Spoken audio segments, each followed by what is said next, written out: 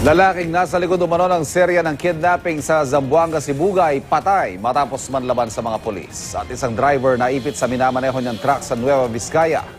Narito ang report. Pahirapan ang pag-rescue sa driver na ito na naipit sa loob ng tumagilid niyang truck sa Bagabag, Nueva Vizcaya. Dumadaing pa ang lalaki at inuudyok ang mga rescuer na bilisan ang pagsalba sa kanya. Hirap na ako dito.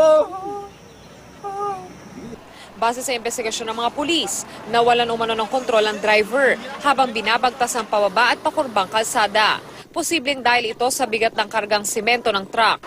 Inabot ng mahigit 1 oras bago tuluyang nailigtas ang driver na nagtamo lang ng mga galos sa katawan. Patay matapos makipagbarilan sa mga otoridad ang umano'y lider ng bandidong grupong nasa likod umano ng serye ng pangingidnap sa Zamboanga, Sibugay. Aarestuin na dapat ang mga otoridad si Waning Abdul Salam, pero nanlaban umano ito at nakipagbarilan sa mga otoridad hanggang sa mapuruhan siya ng mga ito. Nakuha sa suspect ang isang baril at mahigit 30 bala. Ayon sa pulisya, matagal na nilang hinahanap si Abdul Salam na most wanted sa buong probinsya para sa mga kasong kidnapping at illegal detention. Dawit siya sa pagdukot sa isang Irish priest at isang Australian. Sa Bangged Abra, isang beauty parlor na ginagamit di umano sa operasyon ng illegal na droga ang sinalakay ng mga pulis. Nang pasukin ng mga otoridad ang parlor, tumambad ang mga nagkalat na drug paraphernalia at plastic sachet na may drug residue.